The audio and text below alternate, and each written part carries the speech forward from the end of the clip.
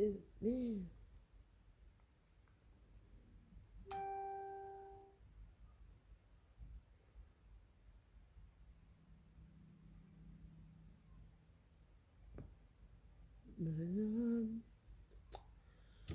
Oh my God.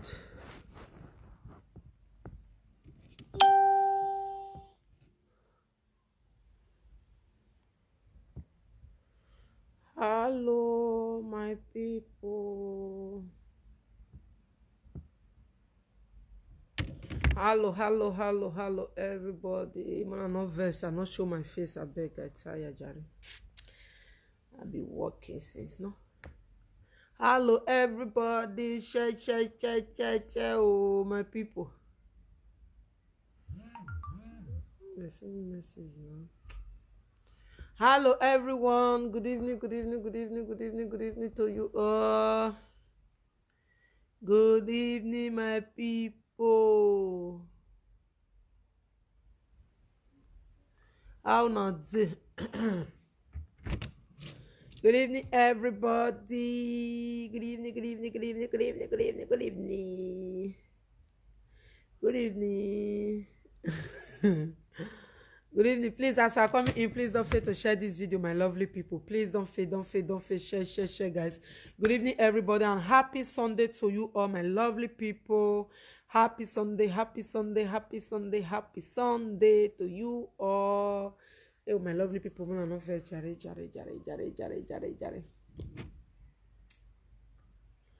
Good evening. Good evening, my people. Welcome, Juliet.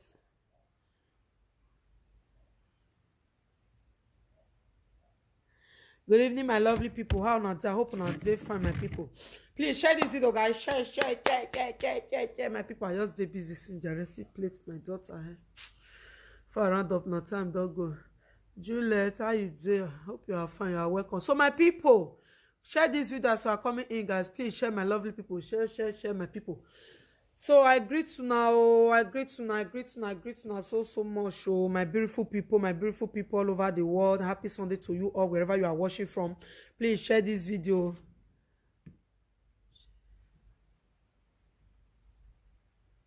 Thank you, share, guys. Thank you. So my people, when I know the matter when they trade for social media, one of our presenter. Mommy, hope my lady. Good evening, ma. Good evening, my big one. Please share this video. It's about Salome. Please share this video. But I not show my face. So I don't apologize for that one. No, I just plate my picky head. If I do this, do that, I know I see the business. I just tired to come the makeup. I be done bath to makeup. I did tired. So I just got. Let's talk about it today. Maybe tomorrow or next week will be another day. I wait for Vera since Vera big. Please make us laugh. Juju, not the way for make us laugh. So my people, mommy hope good evening, my big mommy. Happy Sunday to you all, wherever you are watching from. Please share this video, guys. So let's go there. Good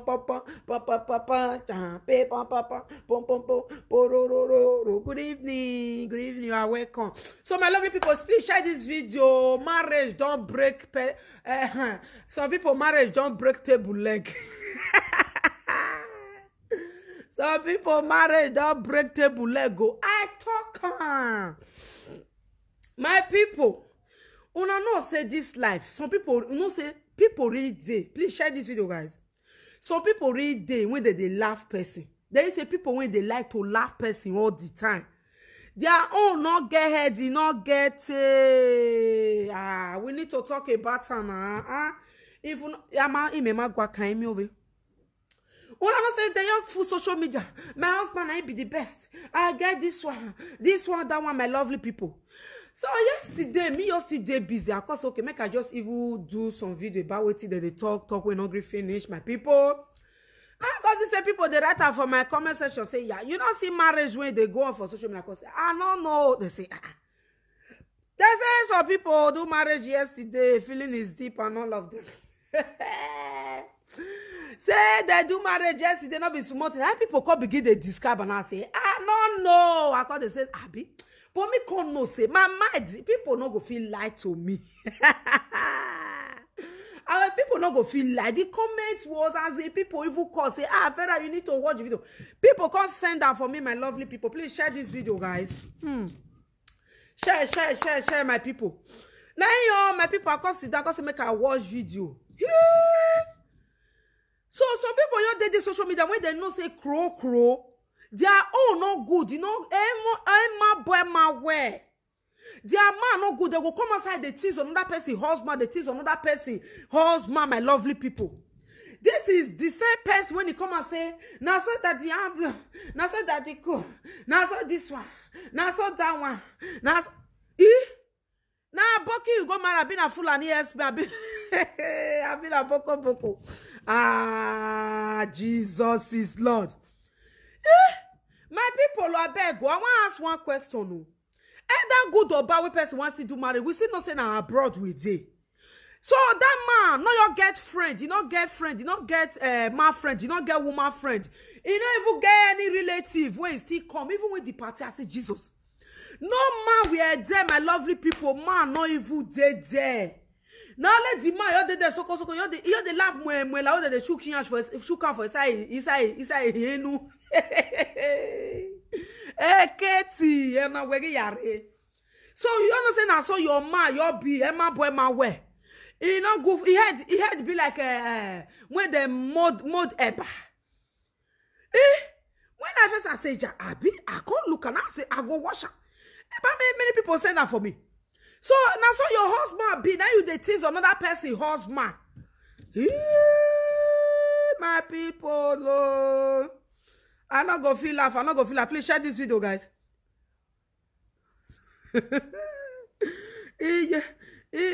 This one akbubele.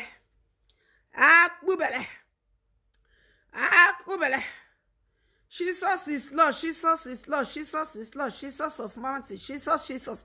Please share this video, my lovely people. Please share. Oh, magbeku. When I want that friend reggae, man, I walk amase. This one a shame and disgrace, my lovely people. So now I got to watch the video. Please share this video, guys. Please share. So you're coming in. Please don't fail to share this video, guys. Please, guys, share, my lovely people. Mona can't hear the latest marriage in town. marriage, not be small. This one a marriage. Asma. This one a full of smell. This one a full of smelly. Kokobiri one of Bengio. I be ready the color. So now this one be your husband. That fuck gwana he no wa who. Oh, it do her like coconut head. It be like waiting the mold. Katie, my people, oh. Well, if that's not the see what they see for the video. If you say the man said the man whether na small pikin go call am. Now those kind what they call they tease people. Vera this he still better na. Upon you still say you marry or you but when you know this better man when put you for ask kids. Maybe man say man he born as better pass some people na many plenty some people. Salon no one that they jealous me oh. Katie. My people, if you not see man when Kate bring come my side. So I don't understand. So yesterday people call the talk and say, now so you call they try to they hide the man. People call they say, you know they show the man. You know they show the man. No, then I shame the cash and because say you don't get choice again. Go for no even show out to Rossi. Abokina.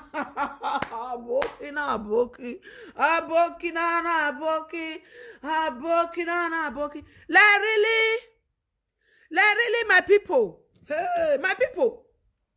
Yesterday morning, because they sent me many videos. Yesterday morning.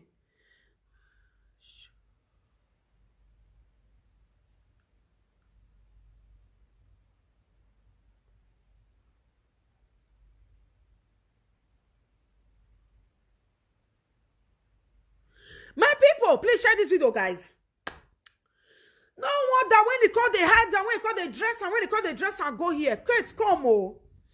Because when you come outside for social media, you begin to talk, say, now so this one husband not good. Now so that one husband not good. Now so that one husband be like this. Now so don't break table leg. Now so that one husband can't be like this. Now so that one husband not can't do like this. Now so that one husband can't be like this. So when you know quite all right, and you come talk for one video yesterday, the video when they sent for me. Because if not they live on social media, no say people get eye that they see.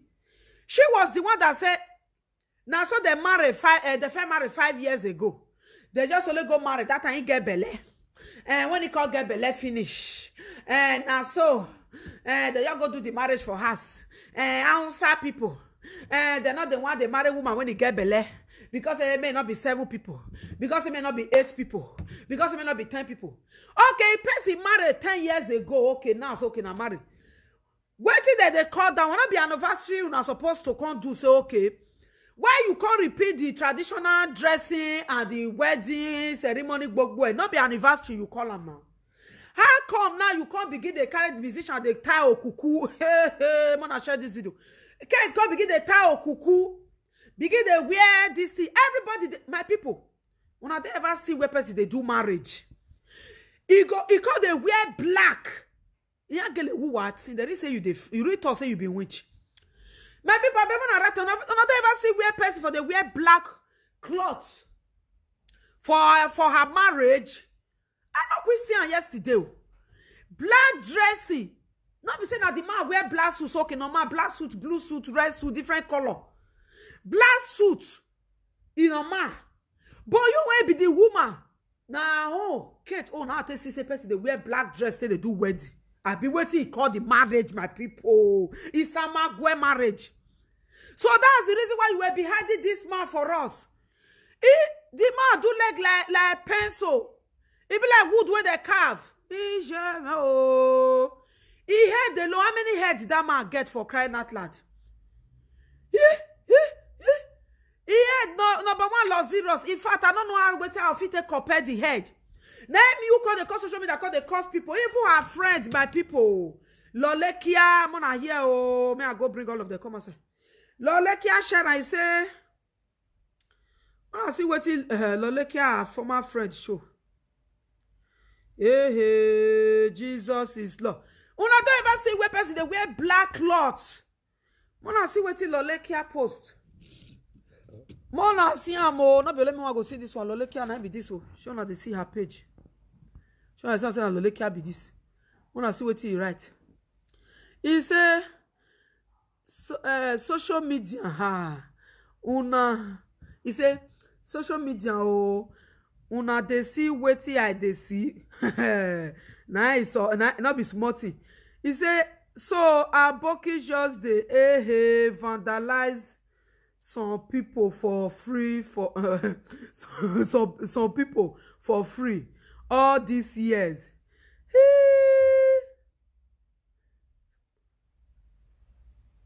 Oh, single mother by I must go marry. Hey, I must marry. Mona share the video. Now laugh one people. He says so some people mona see oh na Lolekia na he share on they see Jesus is Lord. And this is what they call Jesus is Lord. Mona see oh. He says so na Kokobiri they vandalized you so many years ago. Now he post some oh. Now person share and call give me oh. Hey, my lovely people, please share this video, guys. Share. Like really, I not put number there. Mona call in lo. Mona call in.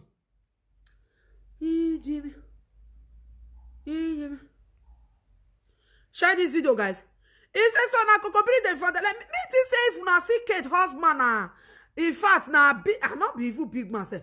In fact, if you see your husband, they not they talk out 2 times. That was what I was thinking, oh. I don't know, say my sister husband now he say he call her whether he say na Hausa. Oh yeah, Hausa. Now the man be my lovely people. Una see why this social media of it ila on hello.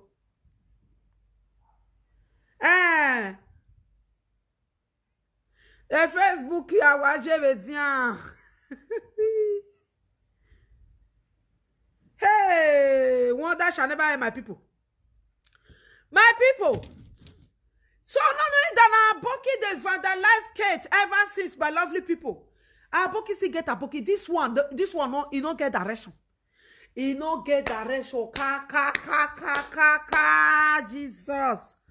Oh, please share this video, my lovely people. And that good or bad when you know say the kind man when you get, it's not too good. Okay, you can't come outside, call the tease another person, husband, when they educated, when he get influence, when he get people. My people, either good or bad, one man want to marriage. When they dance, you don't even see any man for the party. Not, by the way, okay, not you know girlfriend. Katie, your husband or your girlfriend, even though your papa and your mama not there, because we know say, our young son no go agree marry you. Me no say correct Benin men no go gree people for us. Igbo no go gree. Yoruba no go gree. Now this Kabiru. Kabiru. Now go people sister for us. Even if Hausa mama not there abroad, papa not there abroad. You not go get friend. You not get friend as a man. Man they see the get friend. Especially on the marriage. No friend, my people agree follow this man. Now only her, only Yana. The rest of them were just women on the dancing floor. The man called they do mwe like who they shook out for a side. They also laugh mwe. Now the man called they laugh because yeah, this man wants start to work abi. He get what he did. Now also even the time when she start they do live video, the man want come. Shame called the cash Kate. The man say, no, I done with you now. I done with you. I done with you now. I done with you. I done with you now. He said, you know, I done with you now. I done with you now. May I help you now? I done with you. Ah, Jesus is love. I never watch you fit you. The man say, I done with you now. No, I done with you now. I done with you. I done with you. Now the kids got the use part I got the discharge him. My people say why even show face for the camera. Kids got the carry camera they run. Jesus is Lord. The man you're finish. Hey, okay, so now you waka or abroad. Amaro you, this is where you end your life. Oyibo give me money. Oyibo give me money. And this is how you escort money from Oyibo. Now Boki hand you for go end up. Like seriously. Like seriously, my people. Now, Boki has Kate for go end up as in they see better man. Please share this video, guys. If you are coming in, please share this video. They see responsible man. The man they down. The man they laugh. Imwe. It be like who they shook off with Sanya. Imwe. Now people because when they made this man laugh. Say go one word. The man not even sabi talk. It be like small pikin. That man na mama for crying out like Katie. I didn't know see matter they talk to me Vera. The man they do, may I help you now? I help you. May I help you? No, I deal with you now. I deal with you. The man called the wrong go the pick bottle. Now you supposed to pick bottle. I been people when the come follow na do matter supposed pick bottle. Jesus.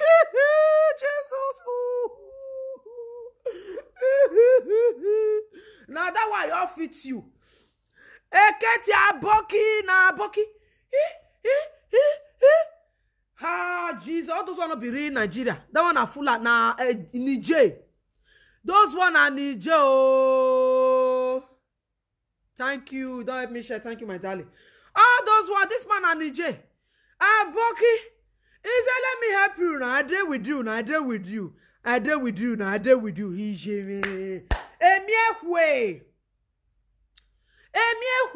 one I share. Please share this video, my people. I was like, really?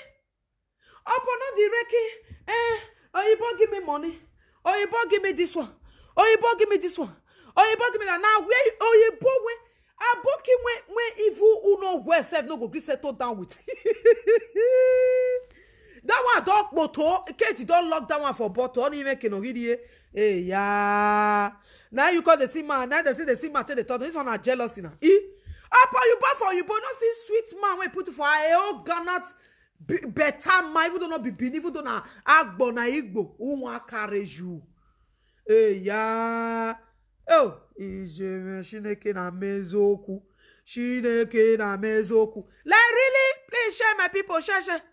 The man they say, make I help you now. I deal with you now. I deal with you now. I deal with you. I deal with you. I deal with you now. I deal with you. That boy is a little boy. My darling. Is that only the voice that make it? And all you say you be man, woman, you do marriage. Your husband will follow you sit down, show face for camera. You call the wrong. The man not a bit up because people they will go use comments to finish. Only word when me call here for I deal with you now. I deal with you. May I help you now? I deal with you now. And I say, oh fuck. What chance where you go? Go be careful now. Express you they go. Go be careful now. Express you they go. Go be careful now. Express you they go. We don't tell the advice say go be careful. Oh go be careful. Jesus. Go be careful. The express you they go. It don't happen. It don't knock. It don't. Hello, my people. Oh. Hello. Hey, Mona share. Good evening, my beg. Mona call put a beg. Not be only me want go talk this one. Bobby, smart, you, my lovely.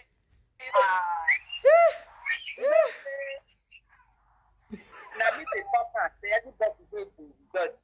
Make person rejoice with them. You understand? Waiting to tell me for our people where they say they be Edo king. If they see something for person body, because of say that they vet For that. they just get person for mind. For notice. Good evening, Precious. You are welcome, my darling. Nothing. Share the video, guys. Come out you go just come out for presenter. You go just get out for mind. Say, if I just enter presenter, you see this presenter, I go kill her. You understand? Hey. That is what I see, Kate. Hey, come on. Oh, network. Say he want to deal with person. Hey, share the video, my people. You understand? If they laugh at Awailo, say Awailo very talented. Maybe me want that thing or want man. He heard, I don't know what I'll take compare my people. It be like a tete when she created the sacrifice. Jesus. Go. Jesus. If you don't want, mommy, now because in a marriage, oh, Kate be not ready to show. People go even they ask, say,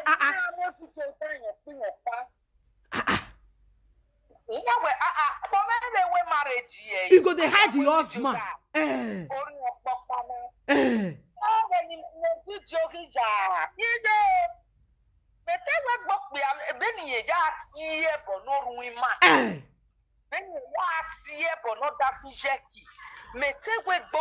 Oh, they put red for your red dog. Hey. Oh, gallant. Now so we think, oh, we just say the man a gallant man. Jesus.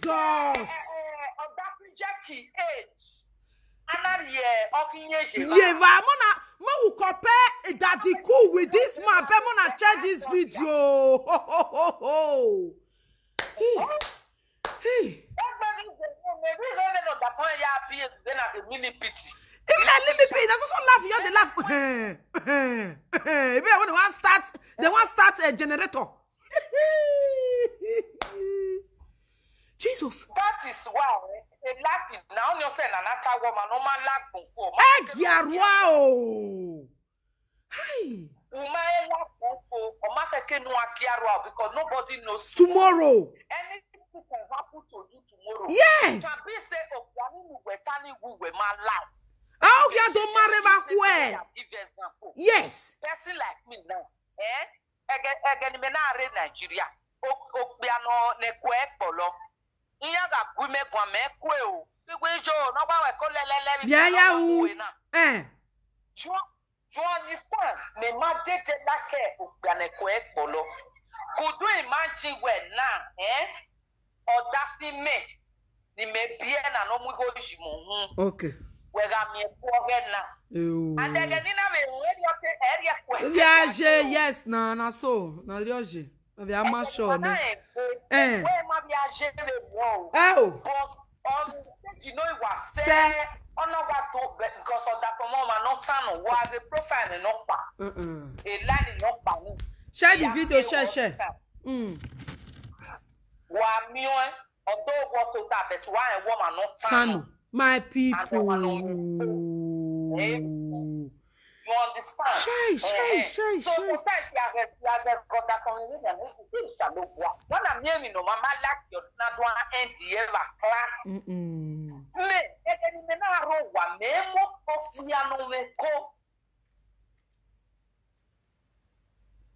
Oh, network. You understand? Hi.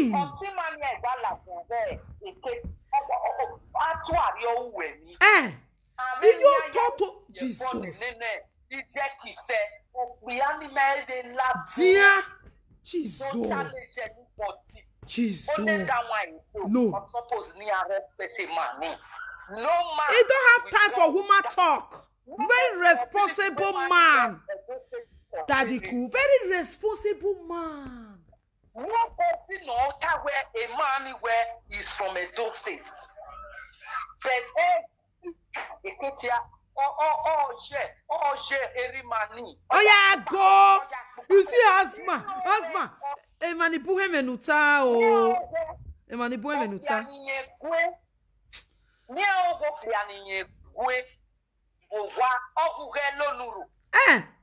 No, because me ya as in. You understand? I know we know it. You can't laugh because it's my la waze emanibure platform ya mo bo hen dollar ho emanibure me yen ho yen menuta I mo na le you know good way person you never follow life finish make you the last person Jesus because nobody knows tomorrow. Hi that thing when you even hate fast maybe now you will go jump tomorrow. Hi. You don't know. That our sister will just come out, he go carry our ilo. Put for grant. He go see as the man be he get the one way he can't do that time. So as he go, he saw that man, he said bet, he said our ilo just carry bet, stay around waist 2 times. Now she talk about now that bet he go use around waist reach 50 times.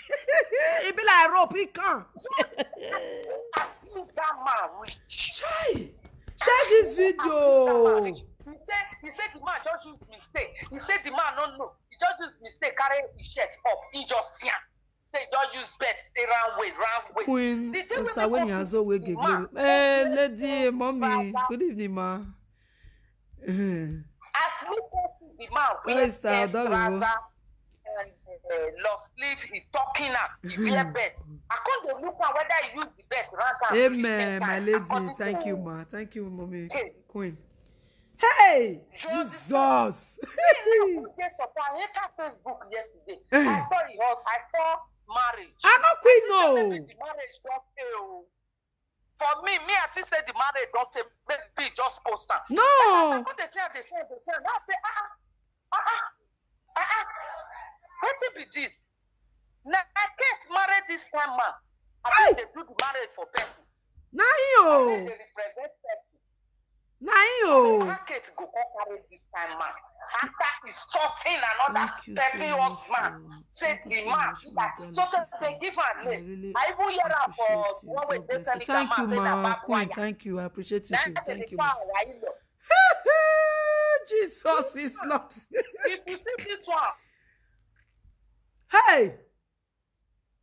Network, you don't fuck up, yo! Hey!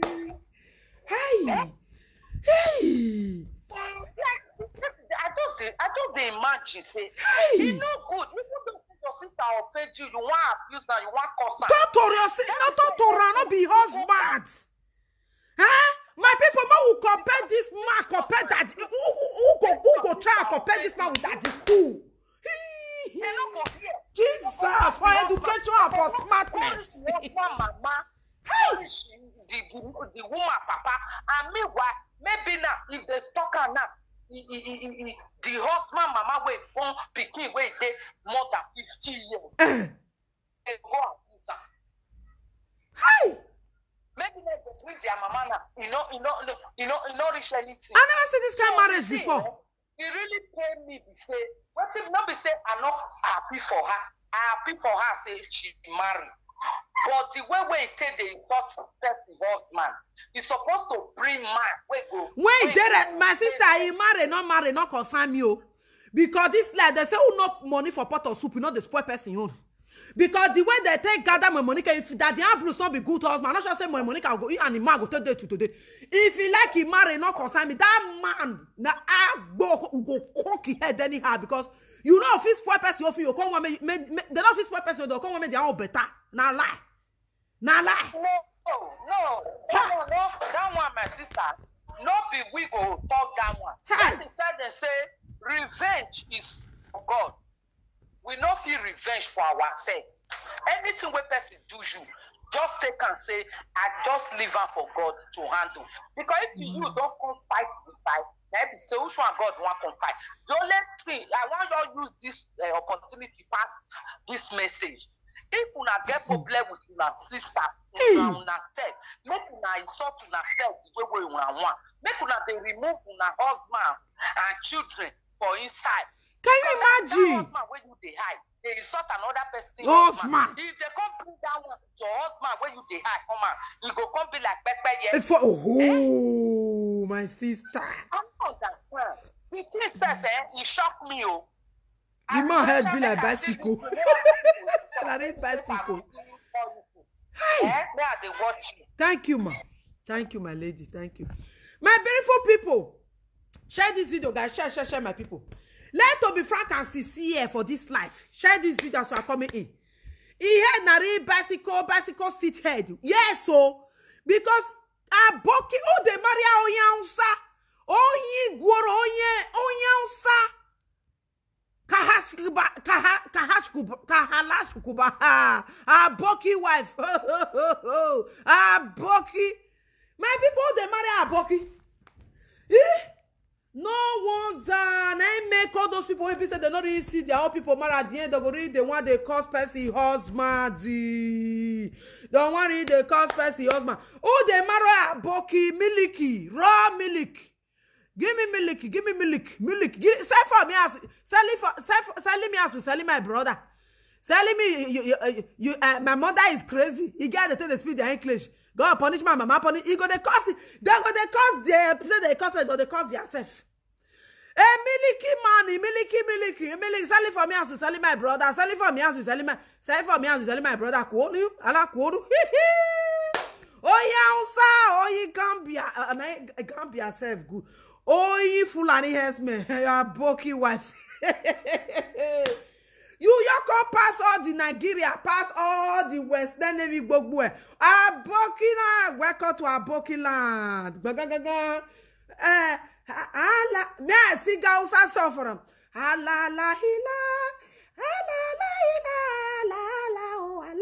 Duana suna sombela ala. Oh yeah, so amugboto. One of guys say mugboto. You go do hala kubaru. We wa mwegbenu ya wala kubaru. You yako waka audio South Africa sanenimi hala kubaru tahaskuba hala tahaskubla kulwa yowa tahaskubla hala. We make yare. You yo waka audio waka ne bono wa le Benjo yo no wa le UK na le Canada. Burkina for the highest order we give mujowa. I make way. The most painful part, my people, the brother know your girlfriend, you know get brother, you know get sister, you know get it. Be like your for up na eketi your kara and task. Poloma. Even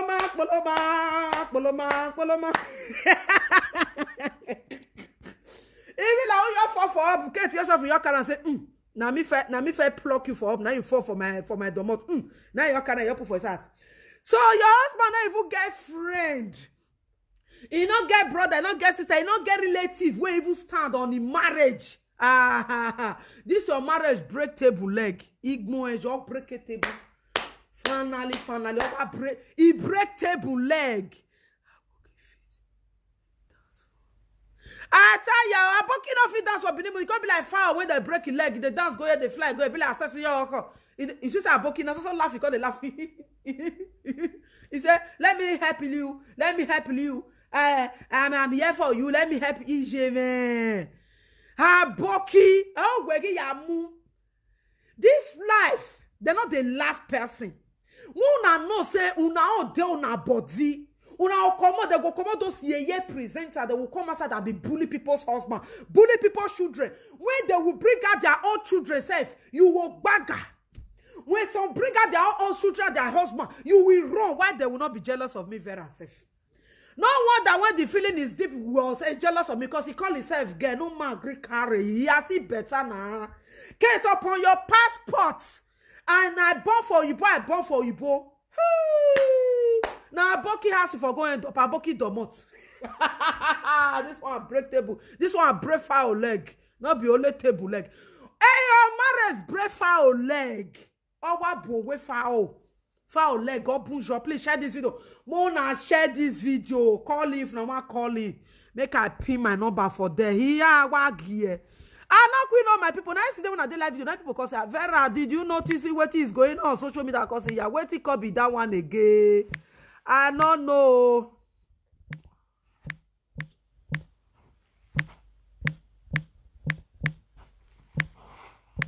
Plus. And they call my people. I know we know my people. Now when people come and talk and say, you don't know what they happen, where you did, shine your eye, where. Shine your eye, shine where when I say, yeah. Where did they go on? So you waka everywhere upon you. I get passport. I marry you, boy. Or you give me million. Or you give me trillion. Now Boki has. Now you forgot go. Now you forgot go. Now you forgot go see yourself. Boki house. Is that not a shame and disgrace? When they will come and Percy husband bend like this. Percy husband bend like this. Percy husband bend waist. Percy husband bend leg. Percy husband bend ash. Percy husband tie waist. Your own now, trouser when he wear be like 3 years old picky. 3 years old picky, trouser when he like be. The man has also laugh, he can't laugh. You know I did there for you now. I'm there for you. I did that. No, now corner. His boy not a man. Can you imagine?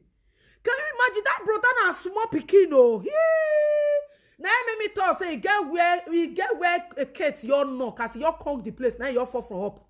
Because if now watch that marriage very well, my people, when I go see say that man relative not there. Okay, fine. Say maybe they are not in Europe.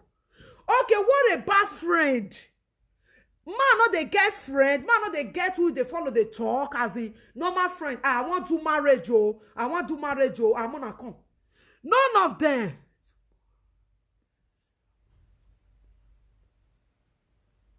Yes, now when time come. Yes, now. My people, share this video, my lovely people.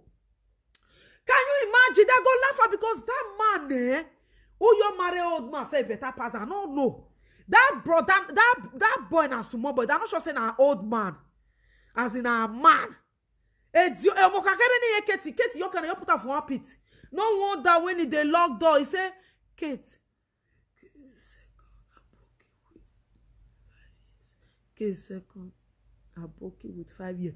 I been now another one Kate married because they say she talk for one video say now so the man I go put money for her head. You know say I'm sana and I said that they do and they don't want make you know say he get belle. Me no go be like say they want marry to many this thing. He can't go marry. Okay, till that time till now 5 years. Now you they do not be anniversary you call them. Now you call they do marriage. Okay, now. If you don't want to show the man, my lovely people. Kate be don't want to show the man. Kate be want hide the man. That man, Kate, has boy, no be husband. Can you imagine it? Now has boy, my lovely people. Either good or bad. You just know crow. You know the brother know your girlfriend, and you say now you boy fair marry, and not be paper you define. Not be paper in the front. What you call hold on since 5 years? Okay, you say not be for your own statement. You say not be paper in they find the time when they make up you, now you take talk am. Because if una they talk, you don't know say person dead there, they listen to everything when they talk. The video is still there. You said una you not fair talk say na you born for, I don't hear that one no. You say una want do marry, not be paper they find for my hand, not be paper in they find for your hand. Now you born for when you take get paper. Now you born yourself marry when you take get paper. Una want yours marry. This is called remarriage.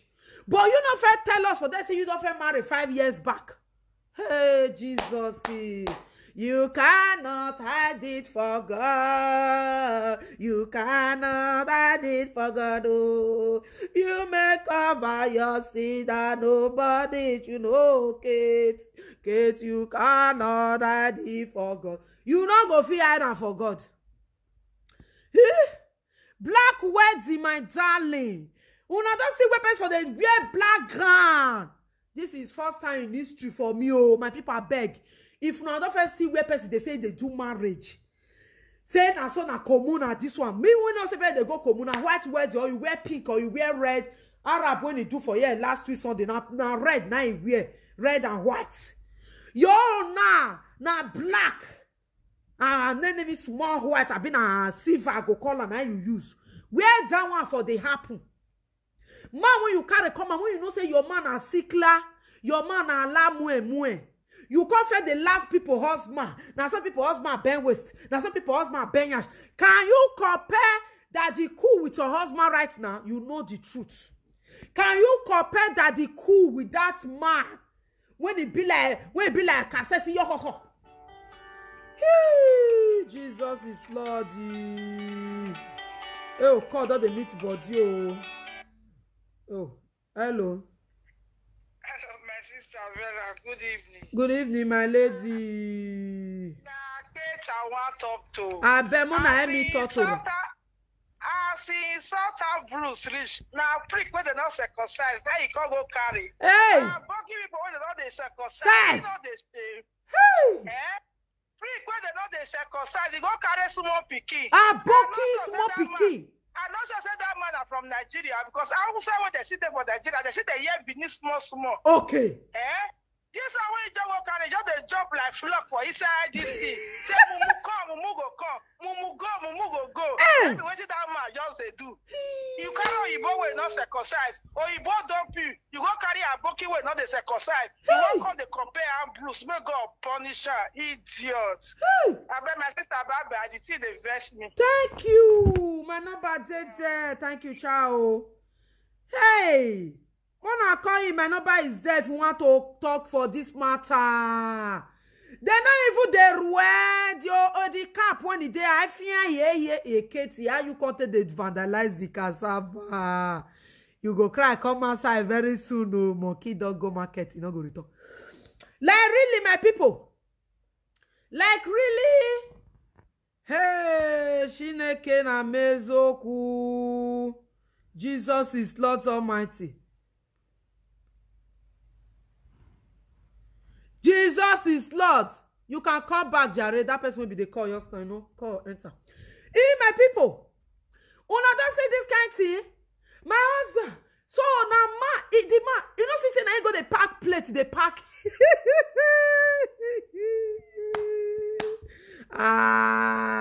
Since I was born, I never see this kind of Boki. Oh, I've never seen a Boki like this. Oh.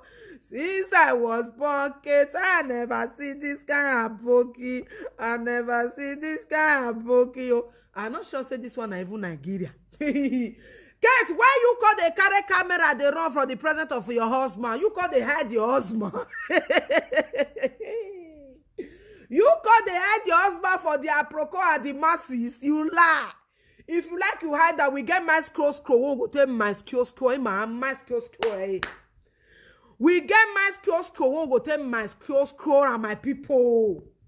Kate, come they try to they hide the man, they corner. You want to corner me? Everybody want to corner me. You cannot corner that man. We must use my scroll to Zuma. When the first Zuma, the picture where person first give me, I felt laugh. So who be this one? Where therefore carry this one come outside? Oh yansa. Ina the can go so yansa. Oh igoro. Na tuo shikafa you want to go the shop. Tuo shikafa tuo. Hey, yeah, now this one really fits you. Now this one you go fit they manipulate, they push. Go here, go. Without bit for the camera. The I make no bow there, because they ask, where you want to carry the camera face? Make her face itself, I make her face back. You lie. Now lie, you lie, roll up tori. You lie. The man called the point, the man called the go one way or the other. He got the pick plate. He got the pick plate up and down. I'm not to pick a plate. I the shame. Jesus is Lord. Aboki is done in an aboki. Since all the social media now, you all cause it was part aboki. This one not because we not call whether na kokobiri, I been a kokomumu one kokola, I been a kokomodu one kola. Because we don't know where this your own for con, Kate. Mama, you never tell us the state where for con. We never know the side where for con. Emie hui. Wagaro your one wana you know your that form why jere. Upon I bought for you both, or you both give me money. I shop for you both. This is where you went to go and end up. This is a man you want to end up with. Is that not a disgrace? This not be a juju be that. Not be juju be that. Now, who call them South Sudan? Because they say the man is South Sudan. We not call it nowhere for because South Sudan still get Muslim. Eh? They get hey, oyansa oyin goro. Oyansa. Mona share this video. We there here today. So when they send me the video, I say I go wash am o. Now they ask, I don't know where I want carry the camera face. And me I carry a face from you know you lie. Carry a face back more they say as it the pick plate. Now you know they talk say person spoil the husband. Now real what see they do. Now they teach another person they do. Get out for here. Who asked you that?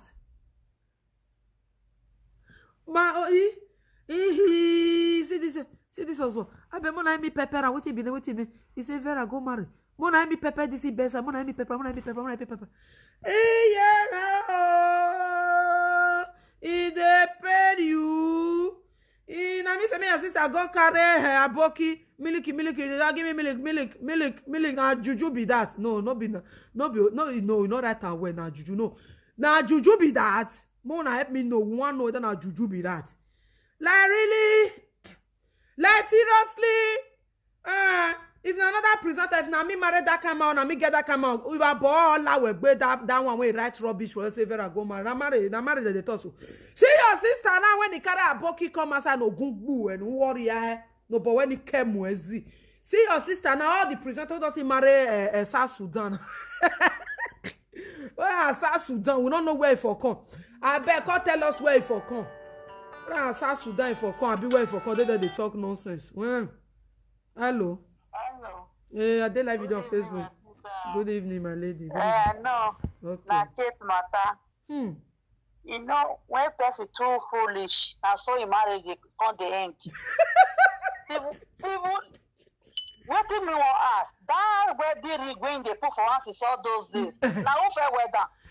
Now that one would they look now? Been a two aboki. Because he get one day he go wedding, go shop. We say I won't go change my. That's why you break for it. That's why you break for her. Now who fair put? That's why if we both fair put. I've been at this aboki. I put her. Ask you. This one aboki. For me, I say I know this one for combo. Because this one, we don't know where this one for come, my sister. Aboki when they Nigeria not walla reach like this. I know this one for come. You sure say this coronavirus when they go so never hold this one? I just tell you, my sister. Did you shock you? That coronavirus never hold this man. Jesus. If they disgrace people all span, when you know, say, what do you put for us? No good. Now, Papagada. Before they insult people, even by juju be that. You go fair look the one where you want break. Come aside. I take my time, take watch that word yesterday. Okay. If you don't want to bring that man, come back. Because you know gas you go do, I be say you go do marriage. Yeah, you don't go bring him back. Yeah, if you don't want to bring him back, God go bless you. God go bless you. Let the man take come out. Okay. The man no wallo, get the 4 people. Hey. Now your husband be that one. Hey. Jesus. They do for Facebook.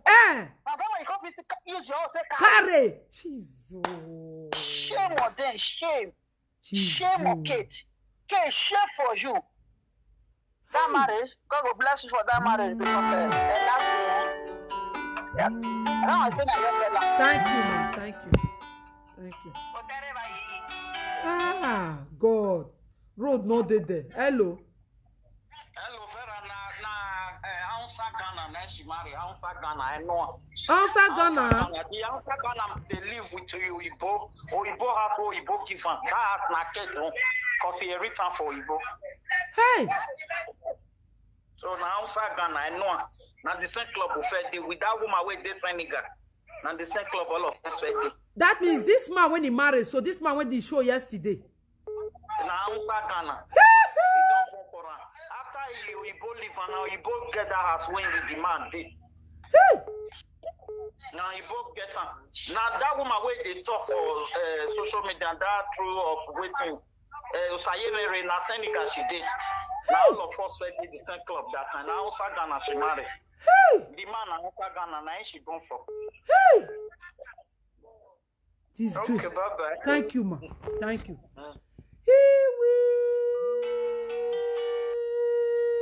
Hello. Hello. Hello. Hello. I'm on live video on Facebook. Oh. Yes. Hello, Zara. How you doing? We dey fine. I dey hear you. Oh. We dey online. I dey online on Facebook. You dey live. I won't contribute for this Kate matter. We dey hear you, ma. Hello. Hello. We dey hear you. Oh. We dey hear you. Hey, my sister. My sister, I lost Taya yesterday. Oh. Hey. That man, Fulani man. Oh. Hey. Now those Fulani men where they kill people for inside bush for Nigeria. Now one of them did that. Oh. Aboki where don't first year. After he don't first year finish, he convert to Fulani men. Now then now he did that. Oh. You know, see, I say they do like fool. They follow Kate. Hey. I say shame one kick Kate yesterday. Kate be no one shot that husband. Fulani men. He be no one shot the man. Oh. Now because a white person go do marriage, you know, will show man. I they show the man. Oh. Useless Kate the witch. Upon all the months where they make. Now that kind thing I go carry come out as husband. It's not a shame. Shame. You know if you take it, did you take a better husband? The man me unye be like who dey spoil. He no wan show am o. He no wan show the man. Now so he dey hide am. He dey hide am. You know see the one way say he wear black. When the man wants sit down for his back, they don't show the man face so. Hey. Jesus. They don't show the man face. Hey. As he just as they just snap the picture finish, the man run like a cow. Hey. Come out for the back. Hey. Jesus is Lord. It's a very show of shame. Shame, my sister. Show of shame. Hey. Shame on Kate. Hey. Shame on Kate, the witch. So that is the one when he comes to for. That Vera, that man, number 3 man, not the same, not number 3 man. He born for Igbo, he born for black. He with that black way, he born 2 children for. They don't come out since. This one are the 3rd husband. That means maybe he never born for this man then. The 3rd husband did this, so he born for Igbo 2. He born for black too. But he say he don't born for this one 5 years ago. He say he don't born for this one. He don't born for this one. Now what he talk? Now she talking. Say the black pikin wey get say what I know. That Kate useless like his mama. Useless like his mama. His mama wey there's a red light where they do a shower. I go take born better pikin. Like daughter. Hey. Jesus. I be no one show the man black marriage. What person? She's full of lies. Lies. Lie full her mouth. Without be told. She dey lie. It's okay, my sister. We don't talk again, sir. Thank you, ma. Thank you. Hey, my number there. If you want to contribute, I put my number there. I put my number there. My people, when she dey make up, she come to say, marriage. When be all those ones that they marry because of documents. When I go wash and wear, not when they marry because of document, because of paper. No, they wrong. They marry. Iyon, not be marriage, not be document, not be document and me, not be that they fight for each other hand. That the man marry Oyibo, he gets your document. He marry Oyibo, he gets your paper. So the one just marry. Kate, not fair tell us, say the fair buffer at the end. When he come back, say the shame one too much because me not sure say he don't born for this man. I don't know. At the end, when he come say shame, call the cash and when he come show his face for when he take bend down. Now then she call the talk say, now so now answer because people don't they use comment, they pepper and they go and for that this one are boki say as husband be people don't they tease her for the video. Now they can say, now so now answer, now so this when he did this one, now so if I get belle, oh, I better call back, no verse cut. Now, so when if I get belle, now so please share this video. What share with the year? Now, so when if I get belle, you can quickly go put money because I answer people. If they get belle, if you can't put money, they'll send out 3 people. They're not going to marry. Shame on you. I'm married, but this is where you can't end up. Aboki na. Now you forgot Ijeme. Selling me as to selling my brother. Outside when you go they cost their selling me as to selling my brother. Where you married? Tahashkuba kuluyowa. Ha kulu na kwana nangojia nangejia na kwana. Kedi nangojia. Agba morire. Na kwana nangojia nangejia. Sahala maleku sala werijo ogana hiko mugu oyansa oyegoro oyansa kediyo Kate now where you for go end up with this oyansa 40 years 3 marriage like mother like daughter. Can you imagine? I did don't see the tease person for social media. Like, I said, Kate's not ready to show the man before. Please, Mona call him. My number is there on the screen. Kate, we no one show the man because how can you do a marriage you will not show the man? That is not possible. Hello. Is that what? Yeah. Yes, so Lord wanted to watch you also. Okay, make a look. Hello, they hear you. Okay. I want to tell you, Vera talk show. You know, say as Kate sharp rich. Kate, if you want really show this marriage, Kate for announcer, put poster.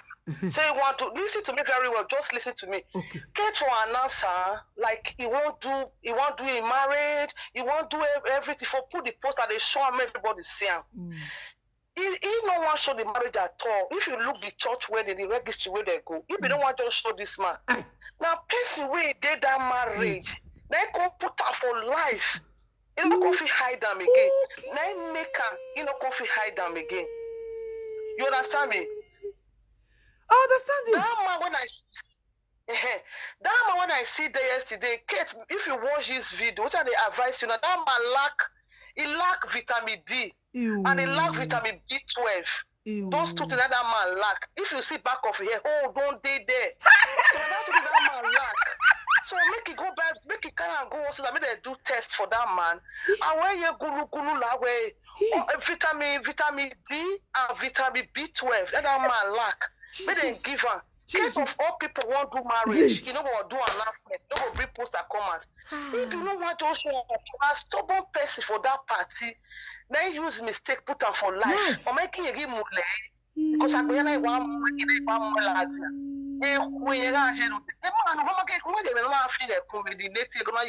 Laissez-la voir qui people.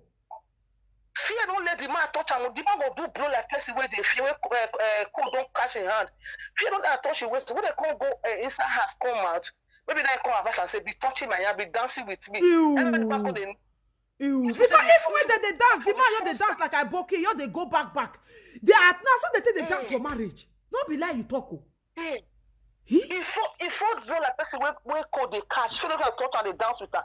Now when they can't go inside house, when they can't come out again, then they can't go and say no, it's not like that. When he's dancing, try and be holding her, the holder. Then they like on the holder. My dear, this is truth. I'm into medical. That man lack Kate, they listen.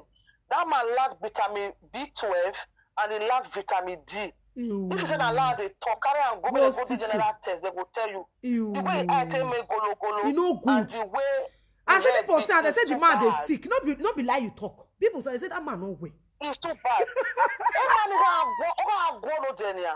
Only I met you with Kate. I met Kate by any. I met you with Kate here. The thing me have say Kate here. I want no more video la the anga with Kate here. I want no more je because Kate on more je la. Don't only you mo na go me be invitation on here la dia. Oh mo ye post am for marriage. You dey want be with Kate we marriage. That be na rule here la. Ah. Daddy Koye! Oh yeah, Daddy Koye! Oh yeah, it's our wabulu. Thank you, my sister. Hey, my sister. Yeah, bye, my darling. I want that for like vitamin B and vitamin D. I call it vitamin K12. No, be all you want to come. Okay, that's why is sicky. Oh, okay. Your mind fear me. What fear? Yeah, okay. Your husband is lacking in vitamin AK-47, AK-47. Ya kamu ya. Ya one lucky ya. Oh, join. Mona share this video. No, not they share this video. Mona share this video. Vitamin 12 and vitamin B. Now he call yours. Now not call remember. My number is there to call in. Share this video. Vitamin K and vitamin N 12. Because without B2, the man read the shake. The man you the dance, they gonna say be like fire when he break leg. Oh go. Only one you the una see man for that party. Without when they take the dance, una see say man follow that man dance. They see man see they invite his friend. Mona go check and well on my own view. Una see say man come follow that man. They see man see follow man come party. Even though they don't do that. Okay, that tradition go see follow and they join, they follow. Oh, wamiok all of them were women. Women, Stingy Women Association. You don't go for Stingy Women Association. Honey, I got a lower. All the small vitamin when they go dry and come out. In fact, you don't go get anyone. Daddy Koye, I beg my number there. Wawa call him. Mona they drop una because different things they want me not see finish. Mona cause they drop and put. Jamen. Hey. Now this time, my people, it's not good to laugh somebody. It's not good to mock somebody when you know crow say. You never know how your own one be. Mona they call in.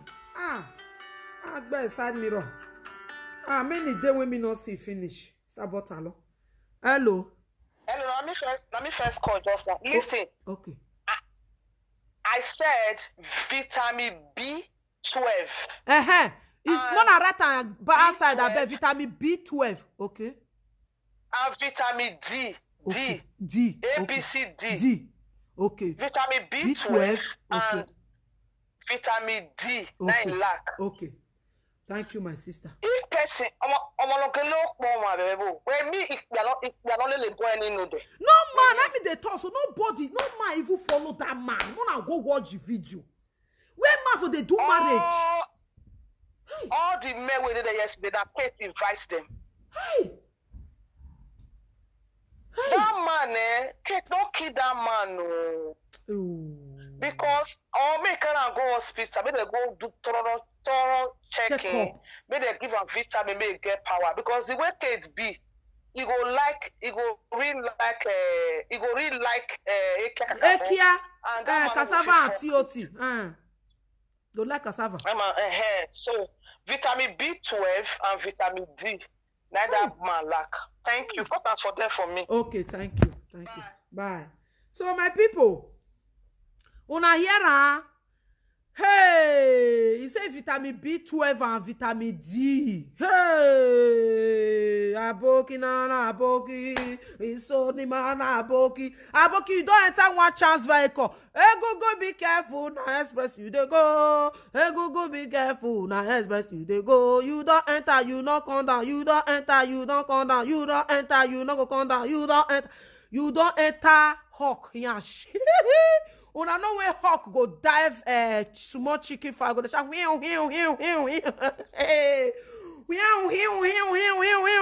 you don't enter fowl where hawk you don't enter hawk hand hawk move when where gbogbo abokina better they make call for ground in case of Ike-City where I make a call down now and they give you rotation they make call down where I make a call down because hawk don't catch your muene. Omu piano on a moe. Really, Mona share the video. My number is there to call in. Why call in? Because the one we may not see finish. Mona cause they talk and beg. Mona no verse. Why I call in? My number is there. My people, Aboki don't enter hawk hand. Una know when hawk, when fowl, when hawk catch small chicken that year. Una know as they be now. You go to shout meow oti wolo he tester come outside before you go leave on. Before you go call leave on empty-handed. Shineke na mezoku. Marriage when break table leg. Hello. Hello. De live video. Agwana onye Istavera. Re live video mais non, na mi o. When you come away, umatega awe Keti. Elvia Hausa, where the Nigeria, Hausa, Nigeria, Hausa, Ghana. Kokobiri no Ghana, but Hausa no, you know it, no, what Hausa no? They don't kind of. Come when I imagine that where Hausa, Nigeria, Hausa no, Kokobiri, no. Okay.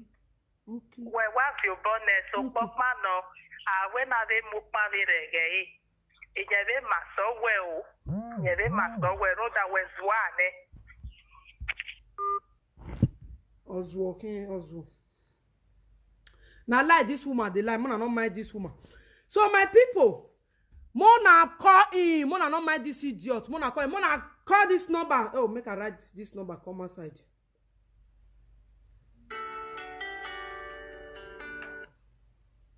I remember my husband better passing you no.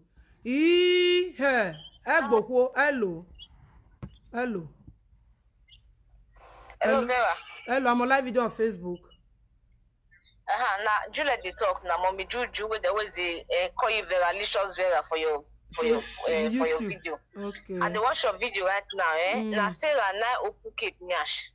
Now Sarah now put her for live video. Kate no say Sarah put her for live video. So as Kate come blend with the flow like that. True. Kate one show before now Sarah now just the announcement for airport, for plane, they go wedding. Okay, that means Kate been offered talk before. Na Sarah now open Kate Nash and the Sarah not even know self say Kate they hide that she don't know. Oh, so yeah, don't quarrel for that one. Don't quarrel. It don't quarrel. Kate go one Sarah say what make her do like that. So I just make her let you know. I watch the feeling is deep video yesterday. Now Sarah now open Kate Nash. Okay. Okay, now they work. I still talk to you. Okay, thank you. Okay, bye bye. Thank you. My people, una dey here because people say Kate not talk about this marriage. Una they say na feeling is deep because even one person first us say if he talk if he not talk he say go put her for life. He say before feeling is deep they come. He say he go talk. That means Kate not talk say they do marriage. If you want do Mona no make that color when he call before this one. That one an idiot. Not be Ghana. They want spoil Ghana name. No. Not be Ghana Aboki. I don't want spoil Ghana name for you. If Kate want defend, because now so I think they cause problem at the end, they tell say Kate you better pass man. You the crazy madam. You never know my man. Oh yeah. I not marry Oyibo. I not do ashisha. I not get money when I give her. When my me that female, go boy color. If you don't see my man, oh God, not be safe for math now. What make the feeling is deep, they jealous. They crazy. My Kate man better pass my man. Oh God. Mommy Monica, I beg, Mona top for this matter. My Monica, you don't know my man. I bet many people don't know my man. Mona talk truth. Hey, better pass. Shut up, dear. You don't see Ghana guy. Negbek ban a graduate. You say my man a boki or that Kate not come there. Why you mad? What did that one know? That a book, you know, say not even feel okay for West. They call the coordinator. My man a guy, man. Not reason now. The craze. Azaga. I don't matter you, but I don't carry you money give my man. Me and I see date it tomorrow. You know they see man.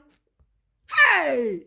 When my beg me go carry my man come as a go say, hey, your man not good. In fact, everybody go say, Vera, you are lucky to have this kind of a man. You dey colo, are you soliloquizing? Please share this video. Are you soliloquizing? Kate, when you say marry Oyibo, my people. See man when he go mad, when he dey with. So okay, you want it because either good or bad. So okay, you want marry. You know say the man they okay. Even some women, some of them even senior their husband or their man even senior their wife where. They won't even do marriage. They go see talker because they say no, it's okay. The man still look present. Do you know the meaning of presentable? Are you crazy, Kola? Your Kate man is not presentable. In fact, he's nowhere to be found as a man. He not get class when for the choose. If you don't know that, you don't know that. You don't get way for the choose or that Kate make you not choose. Please share this video. Mona, you're the sharer. So you want to do marriage? A whole presenter of all people. When you call yourself presenter, you always insult people's husband. That your people's husband not good. Now so they be like this. Now so they be like that. And yo, he gets soft for head for back. He gets soft for head for back. No wonder why presenter go they hide the husband. My people, Mona talk truth now.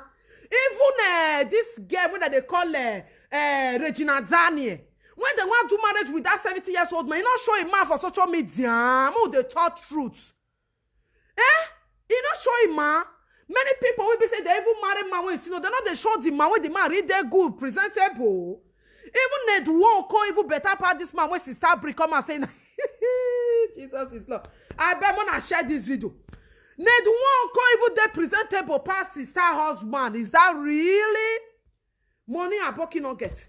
This year, call now they can say, na Aboki, na Ghana. Not be Ghana.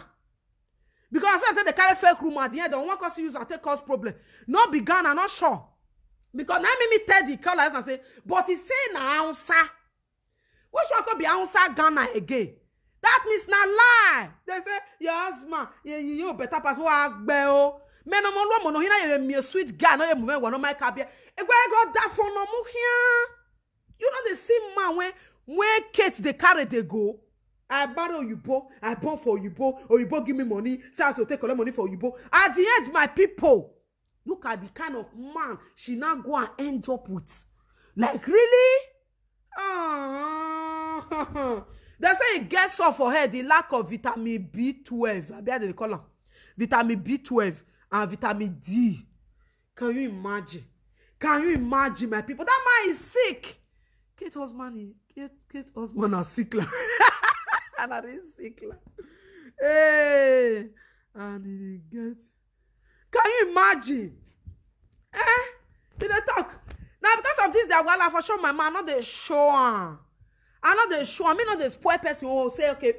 But if you know say your own no good, then when you know say your man they smell they sick. You they laugh people husband. You dey like people husband up and down. Now some person husband be like this. Now some person husband bend waist. Now some person husband bend armpit. Now some person husband bend waist. Your man waist now, small pikin, 1-year-old pikin bet go enter his waist. Before the shoe when he wear, pikin of 5 years, the 10 years don't go give wearing for this abroad. He do leg, he waist, you do leg. Why can a woman, you want to do video, you call the hide? Why will you be hiding of doing it?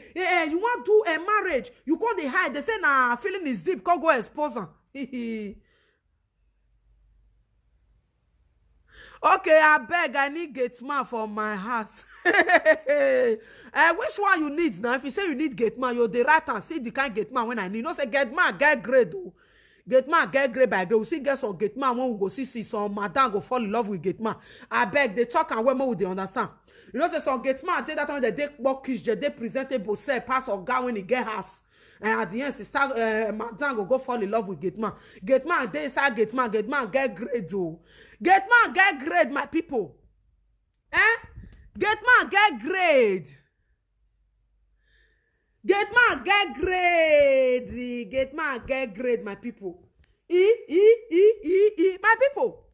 That is so bad. You understand? Because the way you take these people, husband, your husband be like this, your husband be like that. I already your.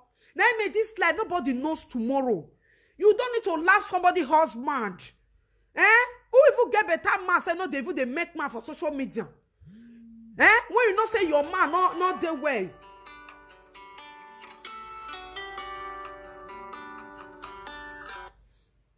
No, please don't call me on video. If you want to call me through normal number, please. Don't call me on video.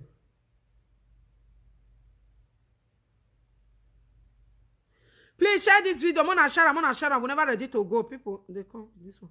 Don't call me through video if you want. Call normal number. Don't call me video, please. Hello. Hello. Auntie Vera. Good evening, ma. Good evening. Good evening. I'm on live video. They call for UK. Okay. And they follow the marriage where feeling is deep. Call okay. They say, are you a lesbian? Hey. Are you a lesbian? Hey. Are you a lesbian? Now so you in Paka. Are you a lesbian? Hey. Jesus. I look the festival. I said this will not be case when they talk say, Mami Monica, I will say something to you for this. I say, the man lega, he leg be like what I know see suit when he wear. When the article they talk say this is for Hausa, I want to speak Hausa language. Now so okay, nothing that the aboki they do like can you imagine? She more kick it. My mommy Kate be no one show that man no. With his suit when the big person. He do the suit like Chocoto when he be like when they used to they got nama. Can you imagine? Can you imagine? I say laugh one me not we know my sister, I not we know. Now after a day live video, I say people call the talk. You never see what they go for. So I say no. They say yeah, aboki na aboki. You see the man show the man show big party leg. I bet this girl I want break table. Let us laugh in Jesus. When Yoruba people say they do salad. Jesus, the man ugly, my darling mommy. That color when he call the craze, you don't even know what he maybe in that time I married. That color when he talk say the man he go past your husband say be like that time you know say pig na pig no matter the pig. He go still go outside, go use the body. Go use body rub poto. That means that color when he call, not my man, I ain't make him. She say no, you for not talk that nonsense. That color they craze. You don't know my man. Now that case was when he do soup like Agbada would say they do salad. My sister, you know what he happen? My sister, you know what he happen? Now the suit we wear and not be you wear suit, you know code. See the leg, Vera. When he said the dance, that's okay. The Apoki the dance, they go make it, they draw, they take. I say, oh, this marriage, they're not planning before they do. Is it by force marriage? Is it by force the man ugly? Now making no one show. The way we they do saga follow. At this second, go carry one kind of authentic man. Man! Kate husband, I pass my neighbor. Oh God, this girl never finish. That one, I pass my neighbor husband. Naria, I pass my neighbor. Naria, I pass my neighbor. That man name, I pass my neighbor. Hey, now I pass my neighbor. I pass my neighbor wife. How far now? Wait, you want address? I know the address. Aboki. Hey, I pass my neighbor. I pass my neighbor. Thank you. Look at the one. Thank you, my lady. God bless you. Thank you, ma. All right, so this caller want finish us with her. Say I pass my neighbor husband. I pass my neighbor wife. Afara they were. I pass my neighbor wife. I pass my neighbor wife. Wow, Jesus. Jesus is Lord. The one you have to finish us. Happy, you are welcome. Can you imagine? Can you imagine, my people? Please share this video, my people. Can you imagine? I pass my neighbor wife. I pass my neighbor, but now I show your husband. Who must so show you? Now social media take the place. I say we hold my scroll. Anything when they happen, any pro when they pro, we our screenshots. Our screenshots. Happy, you are welcome entirely. Please share the video, my people. Whatever. We all day here today. Our gear, we need to laugh. I better pass my neighbor husband. I pass my neighbor wife. Afana. I hope the marriage. How was the marriage and the old marriage? How was it was going and how it go? I go half. When you know you they laugh somebody, they laugh person when they laugh. That the cool person when he goes school, graduate for that matter. Man, when he know what's up, when he know what it day. Man, when you do marriage, everywhere shake. You call the use man, no. But now you now bring your own out.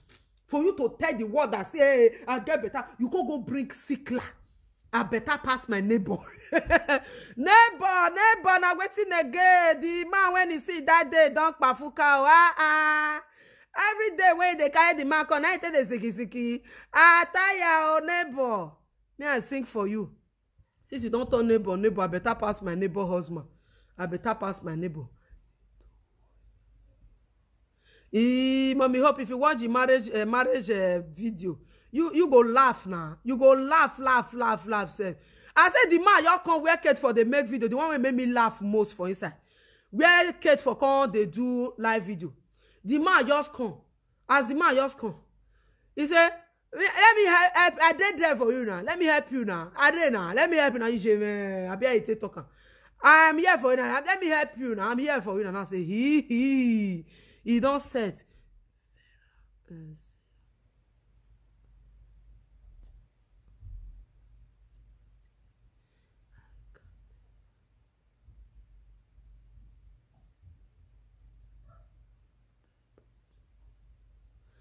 Oh, I can never let my friend to put all kind of dress on my wedding day. Never. Now that one you dey talk small. Now that one you dey talk small. Now they know what they see. Maybe they exchange a hand. If now exchange, they come they exchange your aboki. See, you know, I've tell you now. You know when hawk. You know when hawk cash when hawk go cash this thing chicken. You go say as you know as they be. That aboki before you go start, go treat that man. Go treat him. Because daddy cool when you even they talk about daddy cool even better. Now daddy cool they play. Daddy cool when gallant. You see? When they tell you people to stop, they not go stop.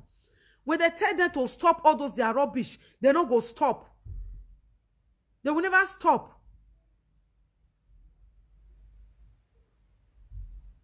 Now very small boy. Now whether now small, I not can know. It can be.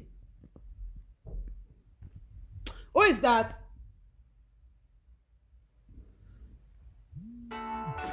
You understand? Hello. Hello? Yeah. I talk say that man lack vitamin D.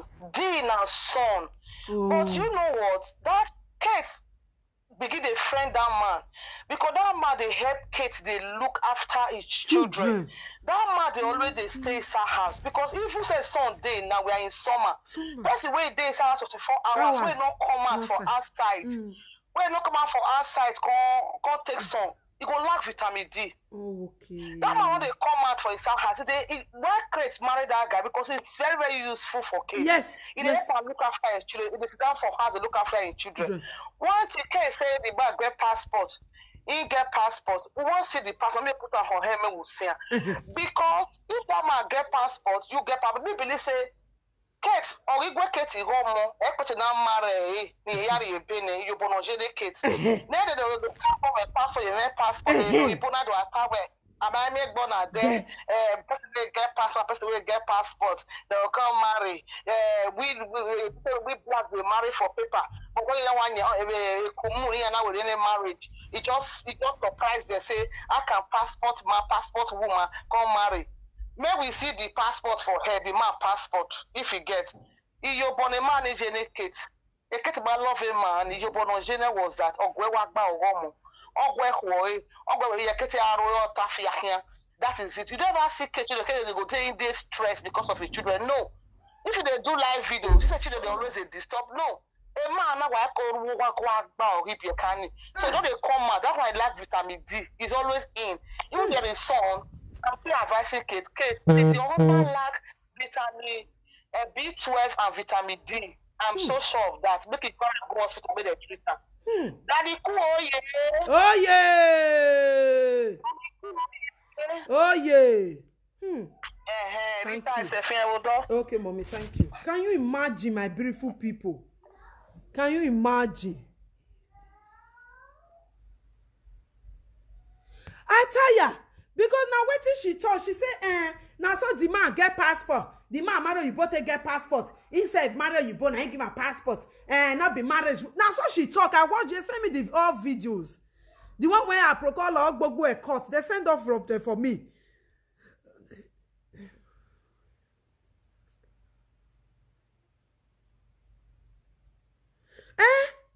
The man get passport. The man get passport. Okay now. When he come do now, what did she talk? Say the man get passport, he get passport, and the one marry. At the end, the time of the marriage, she was still the same person that was saying, nah, sir, they fell married before. Which one do you call him will be? That means you are really a liar. That means also lie, you they lie. Please share this video, my people. That means this woman, they lie. That means she is lying. Because that is what she said. He said, no, but now when they marry because of document, they love woman because of document, they follow man because of document. Now so the man don't marry you both again in your document, in your passport. More now show us the passports. Because like want too much for social media, show us. Let's see the passport of the man and the woman. Two of you should put in the passport, show the pictures, let's see both of you. Let them rest.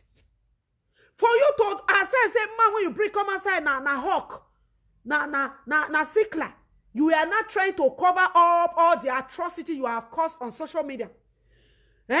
You come outside, I call the talk that day. Now, so Vera, I know as everything happen. I know as when Sarah call the talk like, whereas you don't even know anything about me. You come outside and be defending Sarah as if you know everything all. Meanwhile, you don't even know anything about me. You come outside, I call the defend. That I really know say this Kate of 18, she dey lie. Before you start to bully people's husband, you don't need to. Even if you have the most handsome man or the most man where they presentable, you don't need to call the bring another person mad and talk less of your own and even worst pass. If they talk now, me Vera now really yes, I never married. But if I bring my man come and say, even if now only live video. It may bring my man come aside. No, people go say, yeah, you all see the comments. People will know my man go not be queer like this one or what woman now. Man go day gallant, go day way. Okay, when you can't say your man not day way, you are not insulting people's husband. And when you know that the people husband even better pass your own. Even if your own better pass person, you must you come aside, call the car, try to bring person, you come down, try to bring person down. No. You don't supposed to come bring person you down with your own good. And you can't refuse say you don't know if you good at all. You call the 5 person when you want drop. You got the 5 person when you want bring come down. And now your own now worse pass. Even to even follow you dance, fear not let them follow you dance. That's to show the man is not really coming out. Because the way you really do this, now the IP they read, they take out sugar. The way the man was looking, the way you point camera to the other side, you see it now. The man was picking bottle, running up and down, head and scatter. He even come to your live video, say, make I help you. That's to show you are using that boy because of document or whatever. So don't lie. Now that lie when they lie, now they tire me. So don't lie. You don't need to lie.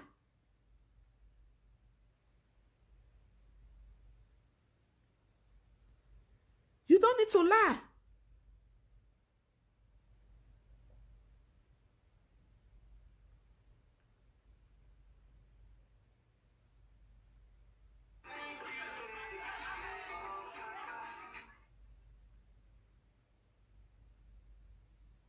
So you don't need to lie.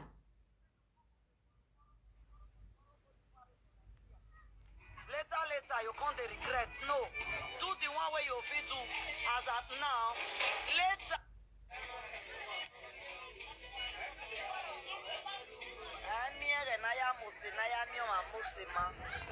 Cut your coat according to your clothes. At the right time we come. The right time. When are they yell? The man they yell. They yell. You want to show? I deal with you now. I deal with you. They yell. So that is it. He got the dress camera. Una yera. I deal with you now. I deal with you. He got the dress camera. Why you call the dress camera? No one will show you see your mouth. I tell you talk.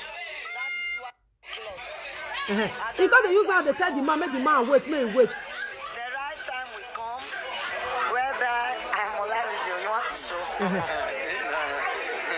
I deal with you now. I deal with you. If I saw that, they hear him. I deal with you now. I deal with you. Kate got the camera. Now yeah, made me laugh. Now yeah, made me laugh. She call the camera. Why you call the camera? They run for man when you say no. You they advise people, and you are on live video. The man be one show face. Man will see hear the language when the man they speak. The man say, I deal with you now. I deal with you. Jesus is Lord. Ah, God. Hush. Hi. Hi. Oh. My people. If you not hear the man voice, you all know say that man are your correct house boy.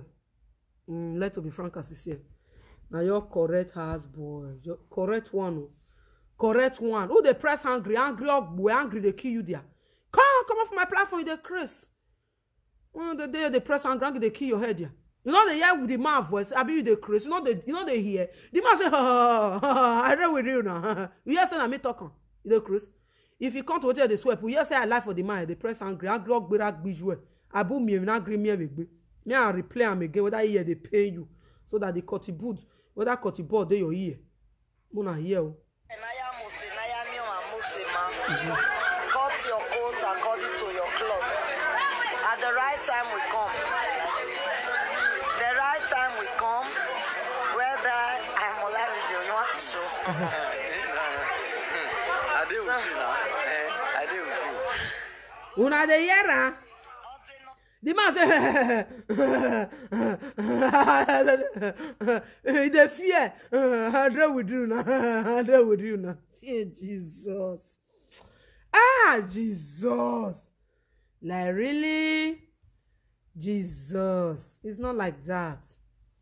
The way you do on that video, if you don't want to do marriage, not by force. Now, this one with they talk. Now, I made them say, Vera, you don't do marriage. You don't do marriage. Marriage is a problem. At the end, disgracing yourself. You are that video, this video now. This lady disgrace herself. It's just I don't want to show the face. When the man were coming, the mood of her changed. She were trying to do the man like this. Trying to do the man like this. Why did they do man when you marry like this? Man that you will be proud of, show the camera. He refused to put the camera on the mouth and made the man not speak English when laugh, go keep people. Can you imagine?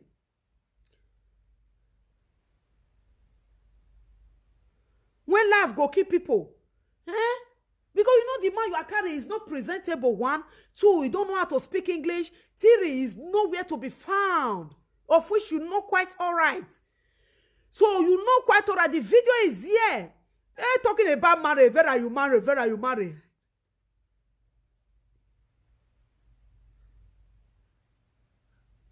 Marriage is not by force. Tell Vera, you marry. Is it marriage here? If she disgrace herself there. When the man will come, the man, they call you use how they do the man like this. Man, when you marry, they do one like this. Now, this one be the disgrace when they disgrace yourself for social media. It's not by marriage, is not by for even Lolekia write it on our wall. Say hey, so for Kokobere have been vandalizing this one for years. Marriage is not by force. Is it not disgrace? When you not say man, when you want marry, not they way, you not say you not like cannot be by force. Or call they drag my man. I mean, but hey, I've been because if you see mama, you go not say yes, na man. But marriage is not all about that. You need to, if you not go wrong, follow my maid, they do marriage. You do your marriage according to your time when you happy at the time when you need them. Marriage not be when they pass. They're not the past marriage. They're not the past marriage, not the past person. I don't feel say because my mate marry, I must marry. No. You understand? You are disgracing yourself here. I'm not good or bad. You marry. It's your right to bring your mask. You are on your life. You rather as your man can't say, I dare with you now. Kokuma, you show the man. If you don't want to do anything, don't do it. Because of what you have caused to people. That's the reason why you are not as you shame call the cash, you call the shame. Because if you don't fair do it to people, say like really you didn't insult people's husband, you don't bring people's husband down. I feel no reason why you will be scared. But because of you have done it several times to people, shame not gonna catch you. And 2, people when you insult their own husband can even better pass your own. That is where the problem started right now. Now they say, your husband, my husband, my man, a boy. As I say, they talk and we never marry, but at a time. Don't say my maid do this, you want to do it. Marriage the exactly time. And not say because say na mumu, you want to use marriage, tie am down. No. Can you imagine? Oh, marriage help. Not be saying it's not a thing that is not good. It is good, but not the one of those ones they do now, they disgrace us. The one we create to do now, disgrace use and disgrace us. Marriage is good. I'm not saying it's not good, but at a time. Don't say because say Sister Blessing they comfortable when they marry. You want run now, you want do your own. So some of them will go they borrow money. At the end, when you know say your own man, our own man not good, they insult person husband.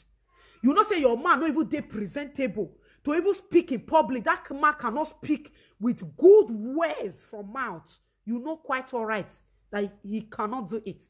He can't. I deal with you now. You not see what they talk. Is that not a disgrace? Then you now cause him I call they talk to me Vera. Say Vera, bring your man. If you see mama, let's sit down when he go sit down for live video. In fact, if my man say one show face for my live video, in fact, I'll get 3,000. Because let me say, Allah, now me no want carry my man, I don't want me to call the share my man. Why I not carry my man cause social media? It's not that it's not easy. A man presentable. You know when you say man, they presentable. Speak how to speak, how to they as to address people. They qualified 100%. Why I not going to bring my man come outside now? Because social media people, they will carry my man because they use the picture do rubbish. That is the reason why I not bring them out. That is the reason why I not bring them. When you not say your man a leg bend, leg not day well, body not day well, whole day back of your head. You they cause another person when he day okay. You they tease another person man husband. You they tease another person husband all the time. Now see your own now you are not running hater and scatter. As I did today, I bring my mark today. Allah, nobody go see one command off for my man body. Not be say like Vera, you they rake. People will know my man. My big mommy day and mommy hope. Many of my fans, they say, no, bring your man. Really, I don't want to bring my man. If my man come outside, I'm going to say, yeah, this is a man. Or they wear posha. People say, Vera, now your man be this. Why you they hide that? Now your man too day cute. Now too day like this. And people go on if you call the whether not toes and one call toes. Because when you go see him, only the appearance alone, people will like to see him. People will like to see him. It's not maybe by joke. They know now. Many people know my man now. Just few people. Many people know my man. Now my fans, they say, don't show your children, don't show your man. Really, I take it. because I know what it. I know when they use my mom picture, come they use until they do. Yeah, that is what I avoid. It's not to maybe to show my mom. They say, "Hey man, I don't want follow a call live video." No, the day when I be want break my mom out, and the day when I do my 1 year anniversary. So my people, my mommy, they call me say, "No, not bring a mat to." Maybe they don't go the yeah your map picture when time goes on. So now make me because I promised now before say we will come out together. But when many of my mommy from Canada, from UK, from Europe here come and say no, don't do it. So that's the reason why I pause. I told her that then I'll be one bring on.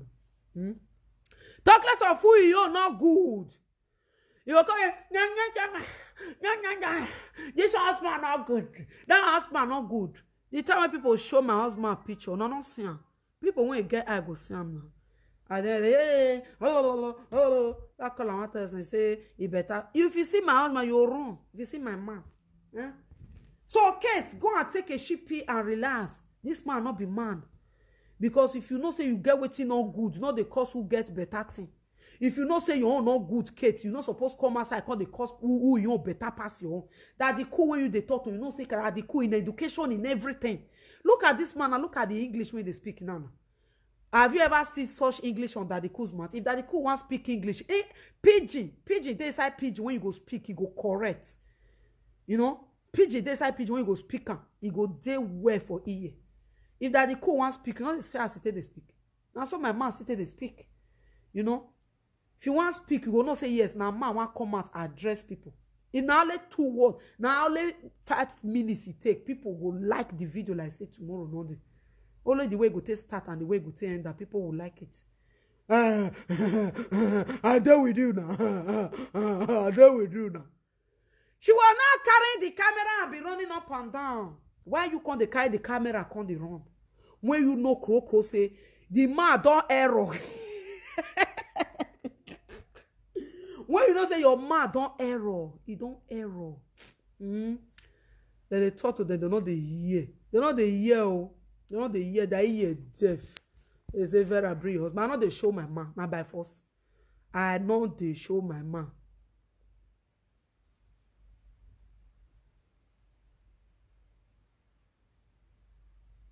Yeah, nobody is insulting Kate's husband here. Are you okay? Any book. When Kate they insult people husband, why you not go tell Kate may insult the woman, may not insult the man. Now so not tell the day by her so the man is a responsible man.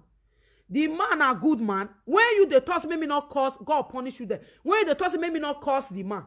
Waiting as that the cool gallant rich, go school, educated man will educate. A responsible man. When he called the cause that the cool enemy not be, where were you? Why won't you go there and tell us? So I tell you, come on, get out from my platform or going where with this idiot, whether you be man, you be woman, God punish you there. Are you mad?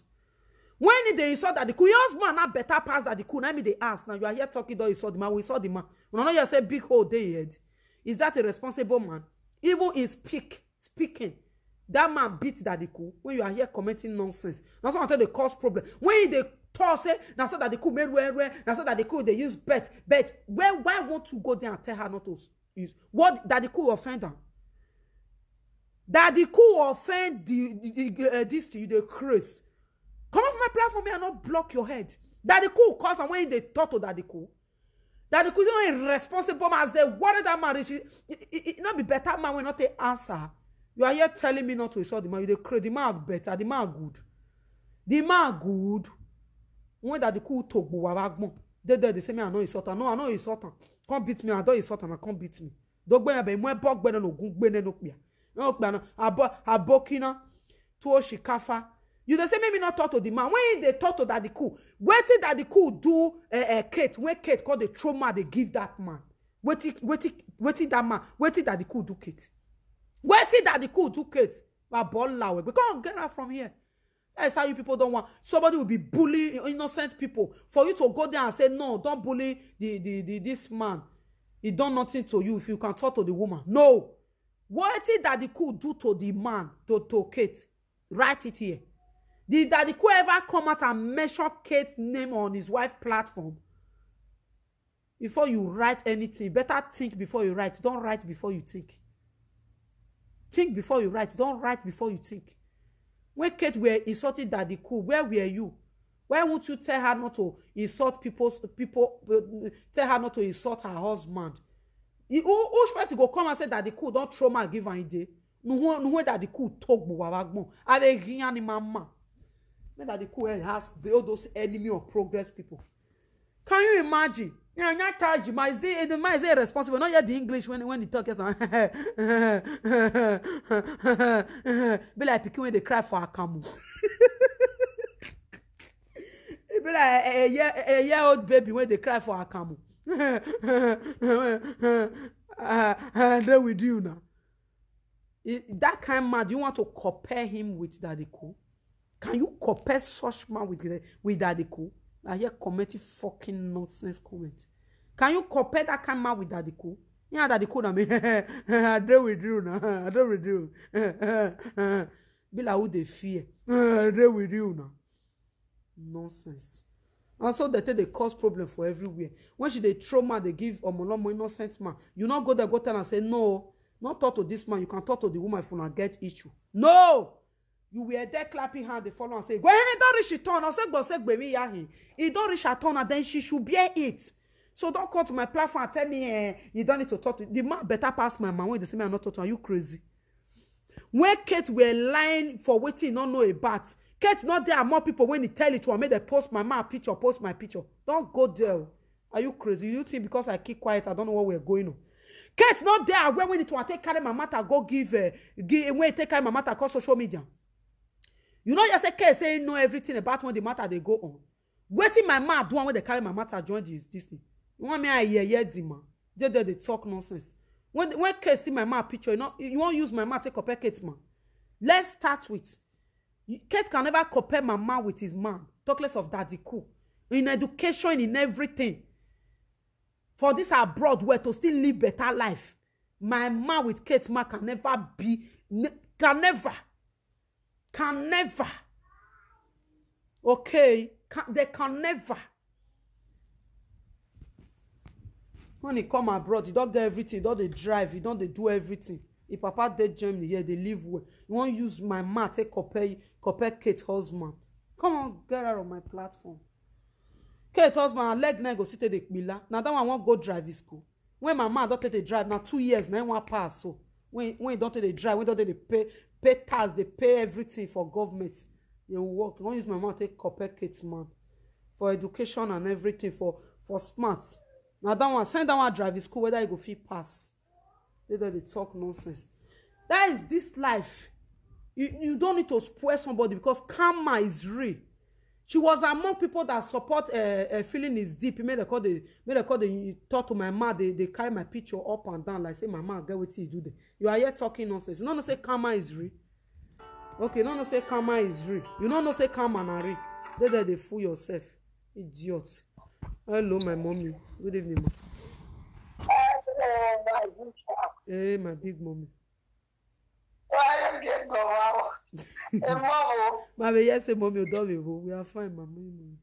Oh my God, oh. Hey, I swear, my sister. Kate don't die. Wallahi lie. Touch Kuba. You don't die for social media. Wallahi you don't die for social media. You don't die. Wallahi lie. Nari wallahi lie. Kate don't care. Kate go. He says that this spoke he carry for say have like the last person. Kate, you don't die for social media. Wallahi lie. Can you imagine? This grace. Shame.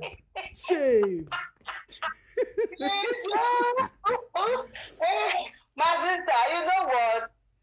Anybody at all who they plan to go against whoever may be, when they say that person know they plan to go against you. Now some public display go they enter their life. Amen. Now be this one so. Amen. As he be try to hide this thing, but if he come out, if he come out, why can't they hide that? You know, say when they tell you yesterday, why they hide them? Because you know what you don't use the map for social media. Since when we see the same marriage, we never see this kind of thing. Ah, we never see. Hey. We never see. I think that talk about this today. Okay, mommy, I find Brian don't talk about. I find Brian talk about her. I find Brian talk about. She go let a case present itself for Nigeria saying, "I marry your brother. I come and greet you." I'm agree with you. Selling me as you selling my brother. Selling me as you selling my brother. Oh, Jesus. She not now me marry your brother for you. I come and greet me. You know say when he has a boy I get you know say I dey craze. You want say I dey craze? You are beating your brother. You beating my brother. I beating your brother. Ah, God. Our sister, you know say mama dey craze. If mama dey craze, if mama come out and craze, you go die. Mama go die. Oh, I beg you. I don't get to laugh. Watching that they call you. Now enter this company. The mother will come out, we go craze for us. We go die. Their English no good. They'll say that they talk, they insult yourself. They'll say that they insult person. I know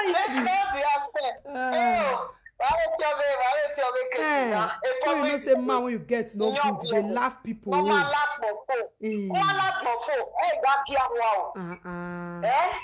Because when we are down, if we down, social media, and nobody know what one and you know me.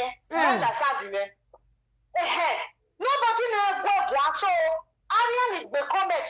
Mind the way you talk. Mind think before you write. Because who not find out for this social media, we know they find them. Okay. Because by the time where a case in math they roll like battery, where you dey, commenter. Where not day? Let me ask you. Because you don't talk to person now for no answer. Nothing where they no use that be cool. Okay, now we don't understand. Now the head of the man, I caught that time. We just say that it could not be that cool. You can see the head of the man. Now, can you imagine? Shame and disgrace. You can see say na the head of the husband, so now he cut data. Now he go send, the one send go I don't know which country data. You go help yourself, Kate. You kill yourself, you kill the match away. A man when you dey share, something you go dey share to present your man because of that. Oh, they put right there, God punish you that. Come over there.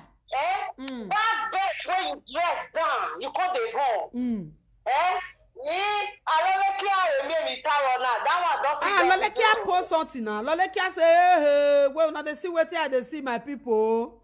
So now, Nene Ekokobiri na Boki they vandalized this ones how many years ago? He talk on he post on. Okay, only one there. He thought he post put whether he don't put now, but I see when he post on for a word, he write and say, hey. Now they see what they see. So now Boki they vandalize this one. Years ago, since then.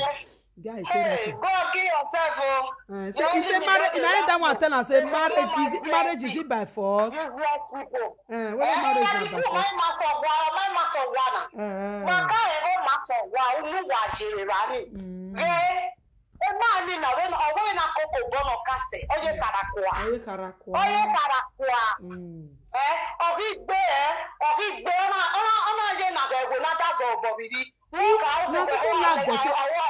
They say they laugh when they laugh more. Be like they soak your hand for a young.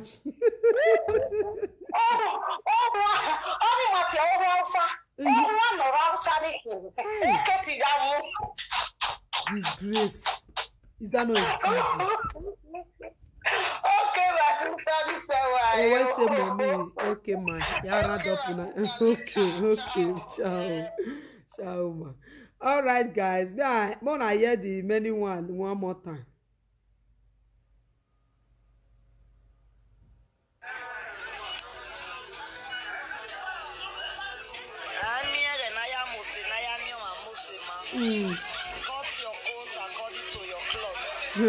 Cut your coat according to your clothes.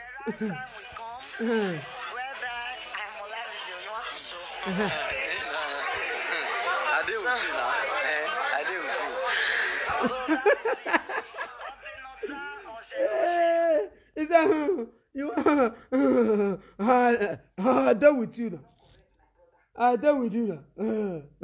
I done with you now. I bet I want to round up my people. Okay, guys, thank you very much. I appreciate you all. Thanks for watching. Thanks for being here. Thank you, my lovely people. God will bless you now for joining. Thank you. She don't. So thank you very much, guys. Thank you. I appreciate you all. Thank you. I'm about to go now. God bless you all. Bye, bye, bye, bye, bye.